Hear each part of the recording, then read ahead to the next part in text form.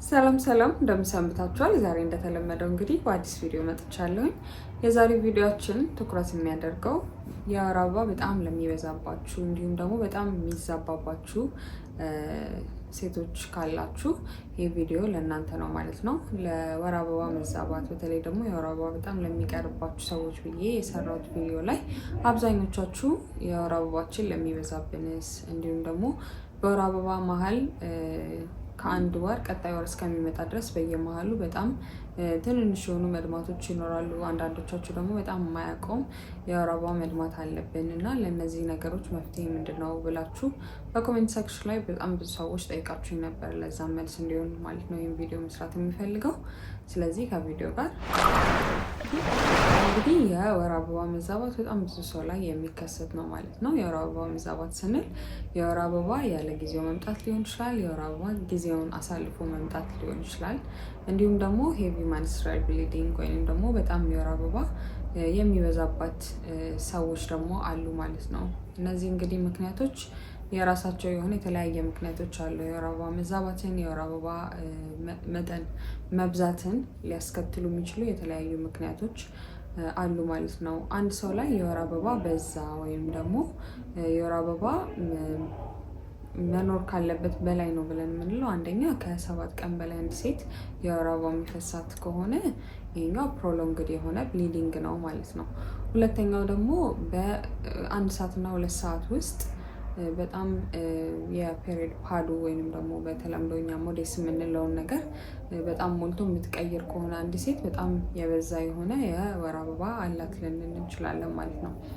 ሌላው ደግሞ በጣም ትልልቅ የሆኑ ክሎቲንግ ወይንም ደግሞ ትልልቅ የሆነ ደም የጓጎለ ደሞች አብሮ የሚወርዳችሁ ከሆነ በጣም የመድከም የመዛል ስሜት በወር አበባ ጊዜ የሚሰማችሁ ከሆነ እነዚህ ሁሉ አብኖርማል የሆነ የወር አበባ ዑደት እንዳላችሁ ሊያሳየን ይችላል ማለት ነው። ቅድም እንዳልኳችሁ እነዚህ ነገሮች የተራሳቸው የሆነ የተለያየ መነሻ ምክንያት ሊኖራቸው ይችላል። አንደኛው የሆርሞን መዛባት ነው። በአብዛኛው ጊዜ በጣም ብዙ ሰው ላይ የሚከሰትበት ይሄ የወር አበባ መዛባት የሚከሰትበት ምክንያት የሆርሞን መዛባት ነው ማለት ነው። የፕሮጀስትሮን እና የኤስትሮጅን መጠን በሚዛባበት ጊዜ የማንስትሪያል ብሊዲንግ እንደዚሁ እንዲዛባ ያደርጋል ማለት ነው።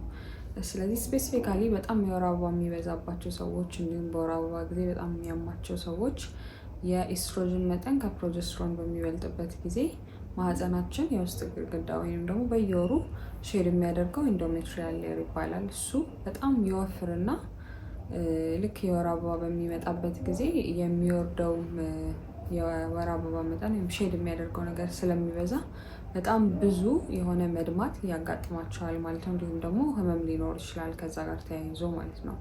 ሌላው ደግሞ ታይሙም ሊረዝም ይችላል። አንድ ሴት ዩዥዋሊ ኖርማል የሚባለው ከ3 እስከ በዛ ቢባል 7 ቀን ኖርማሊ ግን 5 ቀን ድረስ ነው አብዛኛው ሰው የወር አበባ የሚያየው ማለት ነው። ስለዚህ ከ7 ቀን በላይ አንድ ሴት ደም የሚወርዳት ከሆነ ይሄ በጣም አብኖርማል ብሊዲንግ ነው ማለት ነው። ስለዚህ ከአንደኛ ከሆርሞን መዛባት ጋር ተያይዞ ሊመጣ ይችላል ማለት ነው። ሁለተኛው ደግሞ ፋይብሮይድ በሚኖርበት ጊዜ የማህፀን ላይ ፋይብሮይዶች በሚኖሩበት ጊዜ ይሄ ፋይብሮይድ የምንለው ነገር ካንሰር አይደለም፣ ግን ከካንሰር ውጭ የሆነ ዝም ብሎ በናይን የሆነ እድገት ይኖራል ማለት ነው። ሞኝ እጢ የምንለው ማለት ነው። እንደዚህ አይነት እጢዎች በሚኖሩበት ጊዜ አንዳንድ ሰው ላይ ምንም አይነት ምልክት ላያሳየን ይችላል።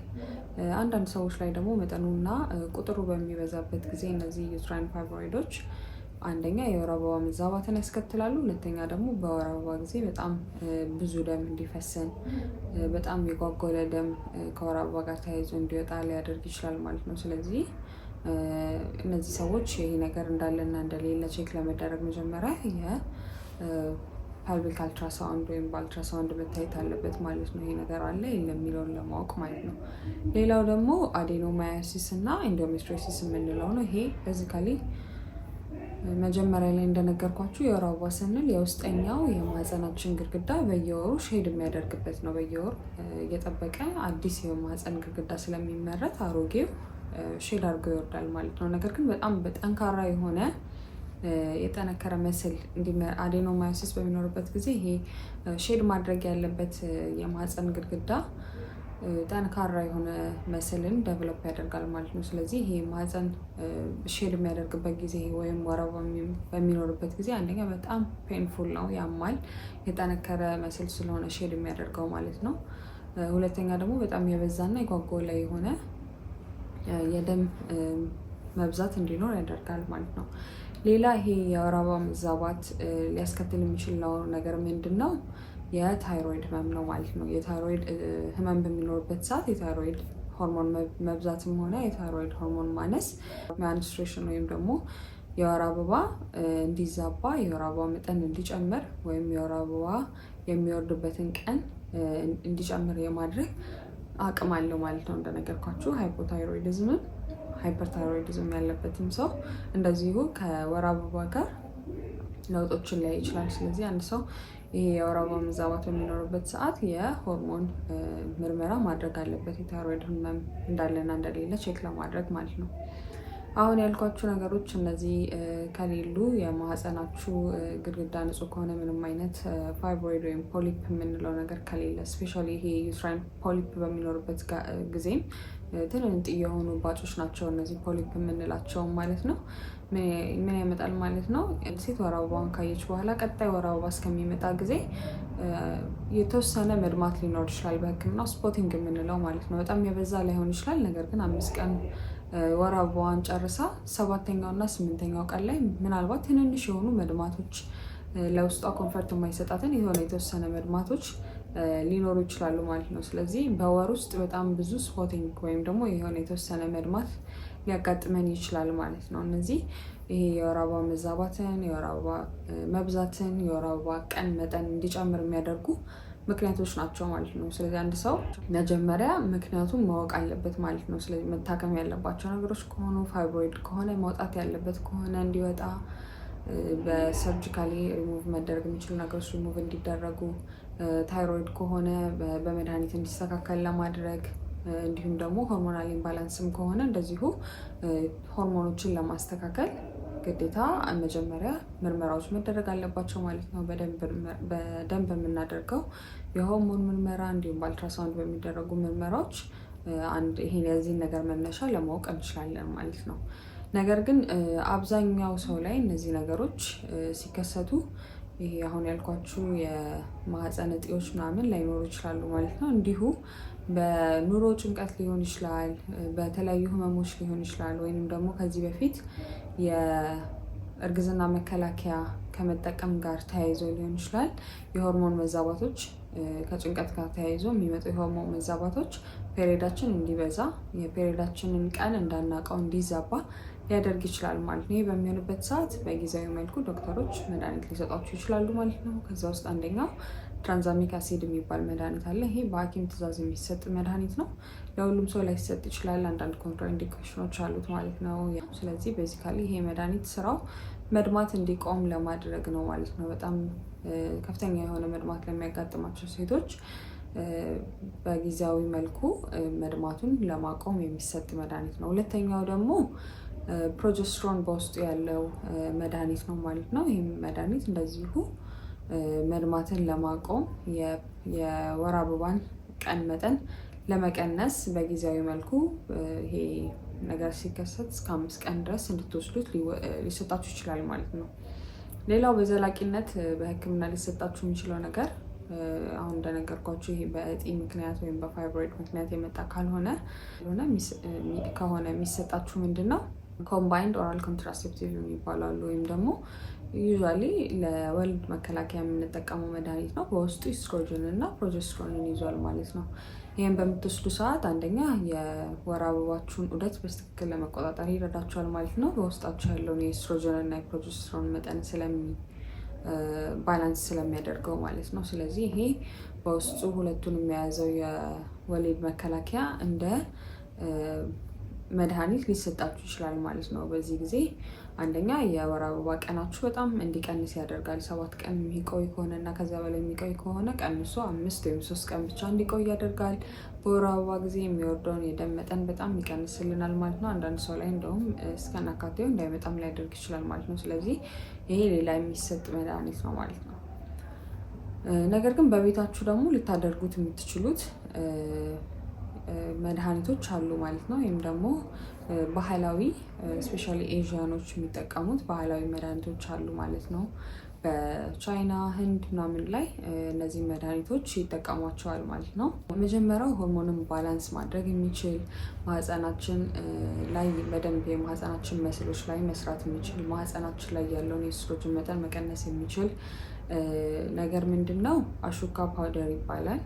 ይሄ አሹካ ፓውደሩ በጣም የወር አበባ መብዛትና የወር አበባ መዛባትን ለመቀነስ በጣም ጠቃሚ ነው ማለት ነው። ስለዚህ የ10 ግራም የሆነውን አሹካ ፓውደር ስክሪኑ ላይ አስቀምጥላችኋለሁ። በአማርኛ ስም ስለሌለው ነው ወይም እኔ አላውቀውም። አሹካ ፓውደሩን 10 ግራሙን በ2 ኩባያ ውሃ በደንብ ታፈሉታላችሁ ማለት ነው። በቃ ግማሽ ኩባያ ውሃ እስከሚቀር ድረስ በደንብ ካፈላችሁትኝ በኋላ አጥልላችሁ ትጠጡታላችሁ ማለት ነው። ከፈለጋችሁ እንዲጣፍጣችሁ ለጣዕም ማር መጨመር ትችላላችሁ ማለት ነው። ይሄንን በቀን ከ2 እስከ 3 ጊዜ ድረስ መጠቀም ትችላላችሁ። ለመጀመሪያ ጊዜ በቀን 2 ጠዋትና ማታ ብትጠቀሙት አሪፍ ነው ማለት ነው። ይሄንን የምትጠቀሙት እንዴት ነው? የወር አበባችሁ ከመምጣቱ 3 ቀን አስቀድሞ ወይም የወር አበባችን ይመጣል ብላችሁ ከምታስቡበት 3 ቀን አስቀድማችሁ ነገር መጠጣት ያለባችሁ ማለት ነው። ከዛ በኋላ ወር አበባችሁ ላይም ሆናችሁ እየጠጣችሁት ወር አበባችሁን ጨርሳችሁ እስከ 10ኛው ቀን ድረስ ይህንን ውህድ በደንብ መጠጣት አለባችሁ ማለት ነው።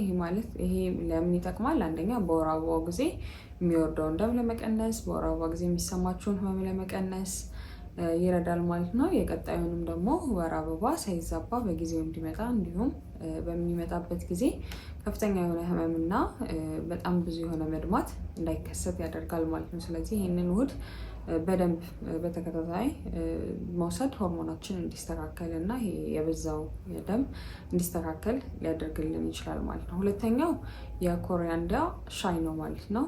ኮሪያንዳም እንደዚሁ በአማርኛ ስም አለው ግን እኔ ስለማላውቀው ነው። በዚህ በፎቶ አስገባላችኋለሁ ኖርማሊ ምን እንደሚመስል እንዲሁም ደግሞ ይሄ ሻዩ ታሽጎ የሚሸጠው ምን እንደሚመስል ማለት ነው። ይሄ የኮሪያንዳ ሻይ መጠጣት እንደዚሁ በወር አበባ ጊዜ የሆድ መነፋት ለሚያስቸግራችሁ፣ በወር አበባ ጊዜ በጣም ህመም ላላችሁ ሰዎች ይሄ ኢንፍላሜሽን እንዲቀንስ ያደርጋል ማለት ነው። ሆርሞንንም ስለሚያስተካክል የወር አበባው እንዳይዛባና ያለቀኑ እንዳይቆይ ወይም ደግሞ ከ7 ቀን በላይ እንዳይቆይ ያደርግላችኋል ማለት ነው። ይሄን የኮሪያንዳ ሻይ ከ2 እስከ 3 ጊዜ መጠቀም ትችላላችሁ። አንድ ቀን ፔሪዳችሁ ከመምጣቱ በፊት አንስቶ ፔሪዳችሁ ላይ ሆናችሁ ይህንን ሻይ መጠጣት የወር አበባችሁ እንዳይበዛ እንዲሁም በወር አበባ ጊዜ የሚሰማንን ህመም ለመቀነስ ይረዳናል ማለት ነው። ስለዚህ እነዚህን 2 ነገሮች በቤታችሁ በመጠቀም በቀላሉ የወር አበባችሁ እንዳይዛባ እንዲሁም ደግሞ የወር አበባ በጣም የሚበዛውን ደም ለመቀነስ ይረዳናል ማለት ነው። አይሆፕ ይህ ቪዲዮ እንደጠቀማችሁ ተስፋ አደርጋለሁኝ። በዚህ ቪዲዮ ላይ ጥያቄዎች ካላችሁ ኮሜንት ሴክሽኑ ላይ አስቀምጡልኝ። እስከ ሳምንት ድረስ ባይ ባይ።